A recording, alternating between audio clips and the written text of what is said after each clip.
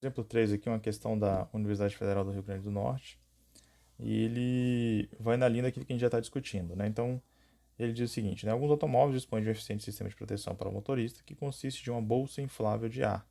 Essa bolsa é automaticamente inflada do centro do volante quando o automóvel sofre uma desaceleração súbita, de modo que a cabeça e o tórax do motorista, em vez de colidirem com o volante, colidem com a bolsa. A figura a seguir mostra dois gráficos da variação temporal da força que age sobre a cabeça de um boneco que foi colocado no lugar do motorista, né? Os dois gráficos foram registrados em duas colisões de teste de segurança. A única diferença entre essas colisões é que na colisão 1 se usou a bolsa e na 2 não. Então, basicamente, está falando do airbag, né? No gráfico, você vai ter então uma situação com o uso da bolsa, que é essa parte aqui embaixo, certo? E outra sem o uso da bolsa, que é essa parte aqui em cima. Se você for notar, né, os dois são triângulos, né? Então a gente sabe que a área de um triângulo é base vezes altura sobre 2. Se você for calcular a área dos dois triângulos, você vai notar o seguinte. O impulso do caso 1, ele vai ser, a base vai ser 4 segundos, vezes a altura, que seria de 400 newtons, dividido por 2. Isso vai me dar um impulso 1 de 800 newton vezes segundo. O impulso 2 segue a mesma linha. A minha base vai ser 2 segundos.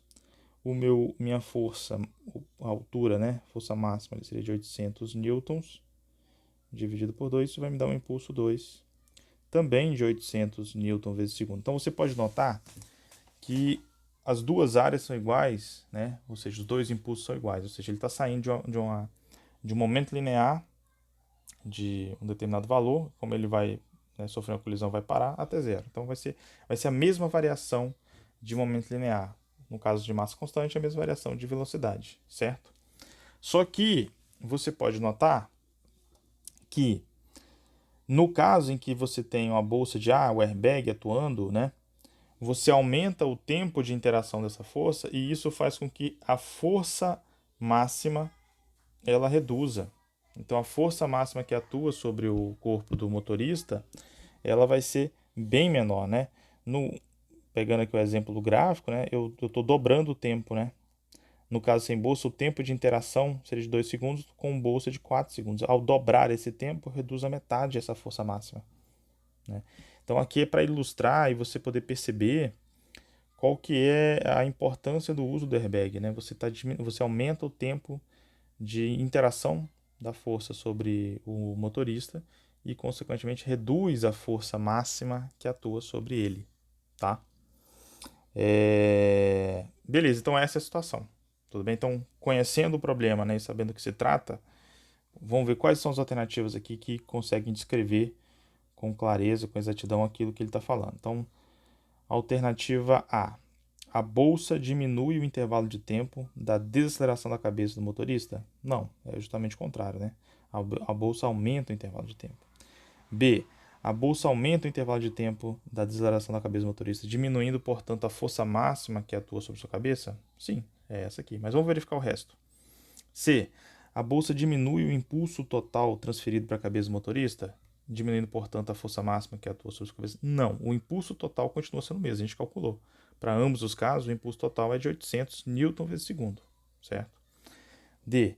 A bolsa diminui a variação total de momento linear? Também não, porque a gente sabe do teorema impulso-momento linear que o valor do impulso é igual à variação da quantidade de momento linear, certo? Ou melhor, igual à variação do momento linear, ou também chamado de igual à variação da quantidade de movimento, certo?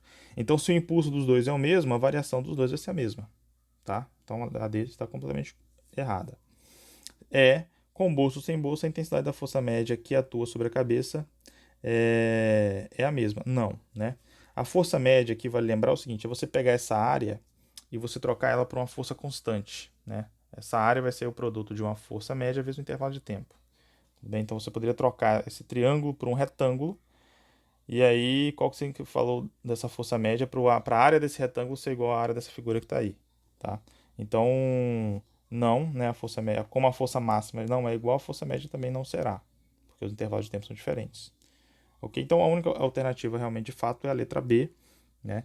Reforçando aquilo que a gente já tem discutido aqui com vocês. Dado que eles têm o mesmo impulso, ao aumentar o tempo de interação, você reduz a força máxima e também, consequentemente, a força média que atua sobre o corpo nesse processo de colisão, tá? Dando aí a devida importância para o uso do airbag e também, né, do cinto de segurança.